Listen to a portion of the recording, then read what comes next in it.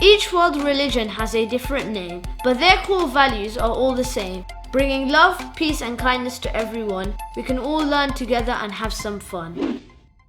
Assalamu alaikum. Welcome to me and Ari. My name is Zainali and we will be discussing Sikhism today. Where does the word Sikhism come from?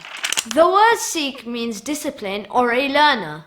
Do they believe in God? Sikhs believe that there is one God, but He is the God of all religions. No religion can claim to be the true way to Waheguru, which means God. And different religions are different ways to Waheguru. Are there any prophets? Sikhism was founded in the 15th century by Guru Nanak, and the Guru Granth Sahib is the scripture followed by all Sikhs as the living Guru.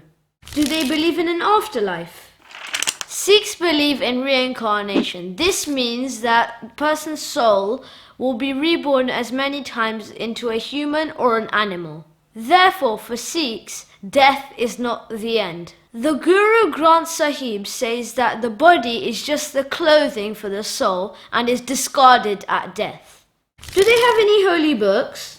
The Guru Granth Sahib is a collection of teachings and writings by Guru Nanak and other gurus, as well as Sikh, Hindu and Muslim saints. These scriptures were written in Punjabi and are greatly respected by all Sikhs as the living word of God. What food can they have or not have? Only lacto-vegetarian foods are served at a Sikh temple, but Sikhs are not bound to be meat-free. Once Sikhs have been baptized, they are forbidden from eating ritually slaughtered meat such as halal and kosher meat. They are only allowed to eat jatka meat, which is meat from an animal killed instantly. Do women have to cover their head?